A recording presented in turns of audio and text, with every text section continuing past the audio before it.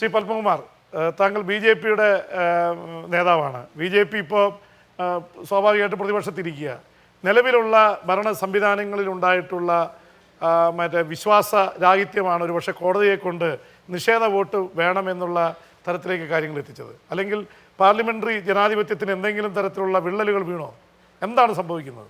ഈ തിരഞ്ഞെടുപ്പ് രംഗത്ത് പരിഷ്കരണം ആവശ്യമാണ് എന്നുള്ളത് വളരെ വളരെ വർഷങ്ങളായിട്ടുള്ള ഇന്ത്യയിലെ ജനങ്ങളുടെ അല്ലെങ്കിൽ പൊതുപ്രവർത്തകരുടെ ആവശ്യമാണ്. ഈ അടുത്ത കാലത്ത് ഉണ്ടായിട്ടുള്ള സുപ്രീം കോടതിയുടെ വിധി എന്ന് പറയുമ്പോൾ ഇന്ത്യയുടെ നീതിന്യായ ചരിത്രത്തിൽ ഇടം നേടുന്ന വളരെ വളരെ ഗൗരവമുള്ള ഒരു വിധിയാണ്. അത് ആ ഉന്നത സ്ഥാനത്തു നിന്നുണ്ടായിട്ടുള്ള വിധി സ്വാഗതാർഹമാണ്. അതിലേറെ നമുക്ക് പ്രതീക്ഷ നൽകുകയാണ്. പക്ഷേ ഈ ഒരു വിധി കൊണ്ട് എല്ലാ തെരഞ്ഞെടുപ്പിലും ഇപ്പോൾ ഉണ്ടായിട്ടുള്ള ദോഷങ്ങളെല്ലാം പരിഹരിക്കും എന്നുള്ളൊരു അഭിപ്രായമൊന്നുമില്ല. എങ്കിലും നമ്മളെ ഈ രാഷ്ട്രീയ രംഗം ജനാധിപത്യം ശക്തിപ്പെടുത്താൻ, സമൂഹത്തിൽ പ്രവർത്തിക്കുന്നവരുടെ ആ മൂല്യങ്ങൾ ഉയർത്തിപ്പിടിക്കാൻ, തിരഞ്ഞെടുപ്പ് രംഗം സംക്ഷിപ്തമാക്കാൻ, അഴിമതി രഹിതമാക്കാൻ, കൂടുതൽ ഈ തെരഞ്ഞെടുപ്പ് പ്രക്രിയയിലേക്ക് കൂടുതൽ ജനങ്ങളെ പങ്കാളികളാക്കാൻ, രാഷ്ട്രീയ പാർട്ടികളെ സ്ഥാനാർത്ഥി നിർണയത്തിൽ കുറേ കൂടി ഉത്തരവാദിത്വ ബോധത്തോടുകൂടി ചിന്തിപ്പിക്കാൻ ഈ വിധി ഉതകും. അതുകൊണ്ട് തീർച്ചയായിട്ടും ഈ വിധി സ്വാഗതം ചെയ്യേണ്ടതാണ്. പിന്നെ ചില പ്രശ്നങ്ങൾ രാഷ്ട്രീയവാദവും അതുപോലെ തന്നെ അരാജകത്വം വളരും എന്നുള്ളൊരു വാദത്തോട് എന്ത് പറയുന്നു? ഇല്ല, അരാജകത്വം ഇതിൽ എന്താണ് അരാജകത്വം എന്ന തെരഞ്ഞെടുപ്പ് രംഗത്ത് മണി പവർ ഒഴിവാകണം, ക്രിമിനലൈസേഷൻ ഒഴിവാകണം, സത്യസന്ധമായി ജനങ്ങളുടെ ആഗ്രഹം ജനഹിതം വോട്ടിങ്ങിൽ പ്രതിഫലിക്കണം എന്ന് പറയുന്നതിൽ അരാജകത്വം എന്തിരിക്കുന്നു? അതിനെ സംബന്ധിച്ച് ഇവിടെ പറഞ്ഞതുപോലെ പാർലമെൻറ്റാണ് നിയമം പാസ്സാക്കുക, കോടതിയൊന്നുമല്ല. നമുക്ക് പലപ്പോഴും ഈ സുപ്രീം കോടതിയുടെ വിധിന്യായങ്ങളിൽ ചിലപ്പോൾ തോന്നലുണ്ടാവാം, ഇങ്ങനെ ലെജിസ്ലേച്ചറിനെയും എക്സിക്യൂട്ടീവിനെയൊക്കെ സൂപ്പർസീഡ് ചെയ്യാൻ വേണ്ടി ജുഡീഷ്യറി ശ്രമിക്കുന്നുണ്ടാണ്. ഇന്ത്യയുടെ, ഞാൻ പലപ്പോഴും സൂചിപ്പിച്ചിട്ടുള്ള, ഇന്ത്യയുടെ ഒരു ജനാധിപത്യ പ്രക്രിയയിൽ ജുഡീഷ്യറിക്കും റോളുണ്ട്, എക്സിക്യൂട്ടീവിനും ലെജിസ്ലേച്ചറിനും ഒക്കെ പ്രധാനമായ റോളുണ്ട്. ഏതെങ്കിലും ഒരു ഓർഗൻ തളരുമ്പോൾ മറ്റത് കവർ ചെയ്ത് ഇന്ത്യയുടെ ജനാധിപത്യ പ്രക്രിയയെ ശക്തിപ്പെടുത്തുന്ന ഒരു ചരിത്രമാണ് ഇന്ത്യക്കുള്ളത്. അതുകൊണ്ട് തന്നെ ഈ വിധിയുടെ അടിസ്ഥാനത്തിൽ ഗവൺമെൻറ് ഉണ്ടായിട്ടുള്ള ചില ആശങ്കകളുണ്ട്, ഇവിടെ സൂചിപ്പിച്ച ചില ആശങ്കകളുണ്ട്. അത് പരിഹരിക്കുന്നതിന് വേണ്ടിയിട്ടുള്ള ശക്തമായ നിയമ നടപടികളും റൂൾസും ഇതൊക്കെ ഫ്രെയിം ചെയ്യുന്നതിനുള്ള നടപടി ഗവൺമെൻറ്റിൻ്റെ ഭാഗത്ത് നിന്ന്, എക്സിക്യൂട്ടീവിൻ്റെ ഭാഗത്ത് ഉണ്ടായാലേ ഈ വിധി ശക്തമത്തായി മാറും. എന്താണ് പൊതുപ്രവർത്തന നിലയിൽ ഈ നിഷേധ വോട്ടിനെ സ്വീകരിക്കുന്നോ അല്ലെങ്കിൽ തള്ളി പറയുന്നോ?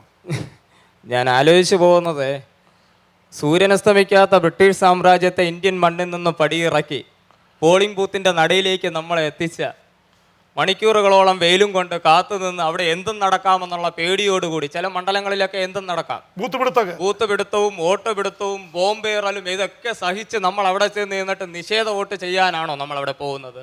സാധാരണ നമ്മുടെ സംസ്ഥാനത്ത്, കേരളം പോലുള്ള ഒരു സംസ്ഥാനത്ത് ത്രികോണ മത്സരമാണ് നടക്കുന്നത്. കോൺഗ്രസ് സ്ഥാനാർത്ഥി ഉണ്ടാവും, BJP സ്ഥാനാർത്ഥി ഉണ്ടാവും, CPM സ്ഥാനാർത്ഥി, LDF സ്ഥാനാർത്ഥി.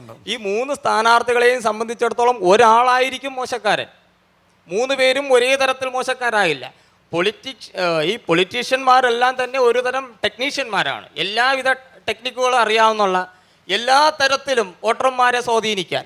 അത് ഈ മൂന്ന് പാർട്ടിക്കാരും മോശക്കാരല്ല. സ്ഥാനാർത്ഥികളെ നിർത്തുമ്പോൾ എല്ലാ രൂപവും നോക്കും, ഗ്ലാമർ അടക്കം. ഞാൻ ഒന്ന് ചോദിച്ചോട്ടെ, എല്ലാ രാഷ്ട്രീയ പാർട്ടികളുടെയും തലപ്പത്തിരിക്കുന്നവർക്ക് അവർക്ക് ഇഷ്ടപ്പെട്ട സ്ഥാനാർത്ഥികൾ നിർത്താൻ കഴിയുന്ന സംവിധാനമൊക്കെ ഇന്ത്യയിലുണ്ട്, കേരളത്തിലുണ്ട്. എത്രയോ എന്നറിയാം, സാധാരണ പറയും പെട്ടിയെടുപ്പുകാർക്ക് സീറ്റ് കൊടുക്കുന്നു, കഴിവുള്ളവർക്ക് കൊടുക്കുന്നില്ല. ഇനി സീറ്റ് കൊടുക്കുമ്പോൾ 10 തവണ ലീഡർഷിപ്പ് ചിന്തിക്കില്ലേ? മോശം സ്ഥാനാർത്ഥിക്ക് എൻ്റെ ഇഷ്ടക്കാരനെ പിടിച്ച് സീറ്റ് കൊടുത്താൽ ജനങ്ങൾ തള്ളി പറഞ്ഞാൽ ഇവൻ ജയിക്കാൻ പറ്റില്ല എന്നുള്ള ചിന്ത നേതാക്കൾക്കുണ്ടാവില്ലേ? അങ്ങനെ വരുമ്പോഴാണ് നമ്മൾ ജാതിയും രാഷ്ട്രീയവും ഒക്കെ മറന്നുകൊണ്ട് നല്ലൊരു സ്ഥാനാർത്ഥിയെ തെരഞ്ഞെടുക്കേണ്ട. നിഷേധ വോട്ട് കൊണ്ട് എന്താണ്? വളരെ വലിയൊരു വിഡ്ഢിത്തമാണത്. വളരെ കുറഞ്ഞ വോട്ടുകൾ മാത്രമേ നിഷേധ വോട്ട് വരുള്ളൂ. ഒരു കാലഘട്ടത്തിലും നിഷേധ വോട്ട് ജയിക്കുന്ന ഒരു ഘട്ടത്തിലേക്ക് എത്തിച്ചേരില്ല.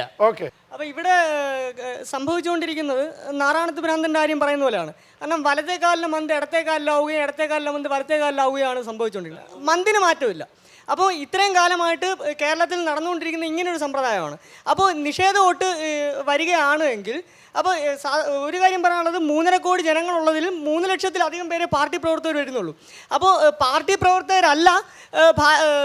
പ്രവർത്തകരല്ല കേരളത്തിൻ്റെ ഇതിനെ കേരളത്തിൻ്റെ ഭാവി നിശ്ചയിക്കേണ്ടത്.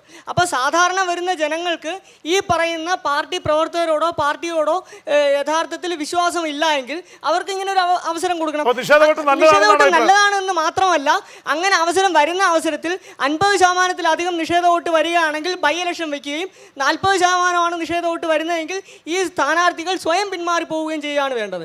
അപ്പോൾ അതായത് സാധാരണ ജനത്തിന് ഇപ്പോൾ ഒരു കാര്യം ചെയ്തു പോവുകയാണ് ചെയ്യുന്നത്.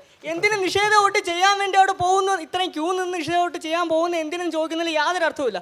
കാരണം വോട്ട് ഒരുവൻ്റെ ജന്മാവകാശമാണ്. അപ്പോൾ അത് കാരണം അവരിൽ വിശ്വാസമില്ലാത്തതുകൊണ്ട് അവൻ്റെ ഇത് തെളിയിക്കണം. അതാണ്. അപ്പോൾ പറഞ്ഞോളൂ, എന്താണ് നിഷേധ വോട്ട് നല്ലതാണോ ചീത്തയാണോ? താങ്കൾ മത്സരിച്ച ആളല്ലേ? അതെ, നിഷേധ വോട്ട് പാടെ ഒഴിവാക്കണം എന്നാണ് എൻ്റെ അഭിപ്രായം. അത് ശരി. പേടിയുണ്ടോ മത്സരിക്കാനായിട്ട്? ഒരു പേടിയില്ല. ഞാൻ ജില്ലാ ഡിവിഷൻ കഴക്കൂട്ടം മത്സരിച്ച ആളാണ് 2005. രണ്ടിലും ജയിച്ചോ? ഇല്ല, രണ്ടിൽ ജയിച്ചില്ല. രണ്ടാമത്തേന് തോറ്റുപോയി. അത് ശരി. ചെറിയ വോട്ടിന് തോറ്റു. അതെ. അതുകൊണ്ട് നിഷേധ വോട്ട് വേണ്ട. എന്തുകൊണ്ടാണ് വേണ്ടെന്ന് പറയുന്നത്? ഇവര് പറഞ്ഞ നിഷേധ വോട്ട് വേണ്ടെന്ന്. ഇപ്പൊ അവര് പിറകിൽ പറഞ്ഞത് ജനങ്ങൾക്ക് ഒരു സ്ഥാനാർത്ഥി മോശമാണെങ്കിൽ വേണ്ട എന്ന് പറയാനുള്ള അധികാരം കൊടുക്കുന്നതാണ്. വേണ്ട എന്ന് പറയുന്ന അധികാരം മാത്രമല്ല, സ്ഥാനാർത്ഥി സ്വയം തീരുമാനിച്ച് പുറത്തു പോകേണ്ടതും കൂടെ. അങ്ങനെ പോകേണ്ട കാര്യമില്ല എന്നാണ് എൻ്റെ അഭിപ്രായം. കാരണം 3 രാഷ്ട്രീയ പാർട്ടിയിലും നമ്മൾ നല്ല വ്യക്തികളെയും ജനങ്ങൾക്ക് ഗുണങ്ങളുള്ള ആൾക്കാരെയാണ് 3 പാർട്ടികളും തീരുമാനിച്ചെടുക്കുന്നത്. അതുകൊണ്ട് നമ്മൾ പാടുപെട്ട് പോളിംഗ് ബൂത്തിൻ്റെ നടയിൽ ചെന്ന് ജനങ്ങളുടെ കാര്യങ്ങളെല്ലാം നല്ല രീതിയിൽ നടത്താൻ ഒരാളെ ജയിക്കുകയുള്ളൂ. അതിനിപ്പോൾ നിഷേധ വോട്ടിൻ്റെ കാര്യം വേണ്ട. അത് പാടെ എന്ത് വില കൊടുത്ത് മാറ്റണമെന്നാണ് എൻ്റെ അഭിപ്രായം. നിഷേധ വോട്ട് എന്ന് പറയുന്ന ഒരു സംവിധാനം ഈ പറഞ്ഞ പോലെ തന്നെ കണ്ടീഷൻസ് ഇല്ലാതെ വരികയാണെങ്കിൽ ജനങ്ങൾക്ക് വളരെയധികം ബുദ്ധിമുട്ടാകുന്ന ഒരു സംവിധാനമാണ്. കണ്ടീഷൻസോടുകൂടി വന്നാൽ ഒരു പക്ഷേ നമുക്കത് അംഗീകരിക്കാൻ പറ്റും. കാരണം ജനാധിപത്യ രാഷ്ട്രത്തിൽ ഒരു ജനാധിപത്യ വ്യവസ്ഥയിൽ ഒരു ജനപ്രതിനിധി ഇല്ലാതെ ഭരണം നടത്താൻ കഴിയാത്തൊരവസ്ഥയുണ്ട്. ഇപ്പോൾ ഈ ജനപ്രതിനിധി ആരും വേണ്ട. ഇപ്പോൾ ഇവിടെ തന്നെ രാഷ്ട്രീയ കക്ഷികൾക്ക് അതീതമായിട്ട് ഒരാൾക്ക് സ്വതന്ത്രമായി മത്സരിക്കാനുള്ള അവകാശമുണ്ട്. അങ്ങനെ അത്രയും നല്ലൊരാളെ സ്വതന്ത്രമായി മത്സരം ജയിച്ചോട്ടെ. അവിടെ പിന്നെ നിഷേധ വോട്ടിൻ്റെ ആവശ്യം വരുന്നില്ലല്ലോ. വരുന്നില്ല എന്നുള്ളതാണ് എൻ്റെ ഒരു അഭിപ്രായം. ഈ ഒരിടത്തും ഇപ്പോൾ ഈ നിലവിലെ വിധി അടിസ്ഥാനത്തിൽ നടപ്പിലാക്കിയാൽ ഇപ്പോൾ നിലവിൽ നടക്കുന്ന തെരഞ്ഞെടുപ്പ് അതിനൊരു ഇമ്പാക്റ്റും ഉണ്ടാവില്ല. അതേസമയം ഈ 50% എന്ന് പറയുന്നത് ഒരിടത്തും പറയുന്നില്ല. ഇപ്പോൾ ഒരുപാട് കൺഫ്യൂഷൻ ഉണ്ട്. ഒന്ന്, 50% കൂടുതൽ പോൾ ചെയ്യുന്നതിന് 50% കൂടുതൽ ആളുകൾ നിഷേധ വോട്ട് ചെയ്താൽ ഇലക്ഷൻ പ്രഖ്യാപിക്കും. അതിനെ സംബന്ധിച്ച് ഇപ്പോൾ വ്യക്തതയില്ല. 2, അങ്ങനെ വന്നു കഴിഞ്ഞാൽ റീ ഇലക്ഷൻ വരുമ്പോൾ ഈ മത്സരിച്ച സ്ഥാനാർത്ഥികൾക്ക് വീണ്ടും മത്സരിക്കാൻ ഒക്കുമോ? അതിന് വ്യവസ്ഥയില്ല. അങ്ങനെ ഒരുപക്ഷെ മത്സരിക്കാൻ അവസരം കൊടുത്താൽ എത്ര പ്രാവശ്യം ഇങ്ങനെ അവർക്ക് മത്സരിക്കാൻ പറ്റും? വീണ്ടും ഇത് റിപ്പീറ്റ് ചെയ്താൽ ഇതിന് സംസ്ഥാനത്ത് ഉണ്ടാകുന്ന നഷ്ടം ഇതാര് വഹിക്കും? ഇതിനെ സംബന്ധിച്ചൊന്നും ഒരു വ്യക്തത ഈ റൂൾസിലില്ല. ഇലക്ഷൻ കമ്മീഷനോട് ഇത് ഉൾപ്പെടുത്തണമെന്ന് ഒരു പരീക്ഷണാടിസ്ഥാനത്തിൽ കമ്മീഷൻ പറഞ്ഞിട്ടുണ്ടെങ്കിലും ഇത് നടപ്പിൽ വരുത്തേണ്ടത് എക്സിക്യൂട്ടീവും നമ്മുടെ ലെജിസ്ലേച്ചറും ഇതെല്ലാം കൂടി ചേർന്ന് സമഗ്രമായ ഈ തെരഞ്ഞെടുപ്പ് പരിഷ്കരണം ഇതെല്ലാം മനസ്സിൽ വെച്ചുകൊണ്ട് വേണം നടപ്പിൽ വരുത്തേണ്ടത്. അത് ഈ വിധിയിൽ ഇപ്പോൾ അത് വ്യക്തമല്ല. ലോകത്തെവിടെയും ഇല്ലാത്തൊരു കാര്യം ഇന്ത്യ പോലെ വലിയൊരു ഡെമോക്രസി, അതിനൊരു പരീക്ഷണമായിട്ടാണോ ഇത് ചെയ്യേണ്ടത്? നമുക്കറിയാലോ, പാർലമെന്റിനകത്തെ മെമ്പർമാർക്ക് ഈ അവകാശമുണ്ട്. None of the above. അസംബ്ലിക്കകത്തുണ്ട്. എന്തുകൊണ്ട് അവരെ എലക്ട് ചെയ്യുന്ന വോട്ടർമാരായിക്കൂടാ? നിശ്ചയമായും തെറ്റുണ്ടെങ്കിൽ നിഷേധിക്കാനുള്ള അവകാശം, അംഗീകരിക്കാൻ അനുകൂലിക്കാനുള്ള അവകാശം പോലെ തന്നെ പരമപ്രധാനമാണ് നിഷേധിക്കാനുള്ള അവകാശം.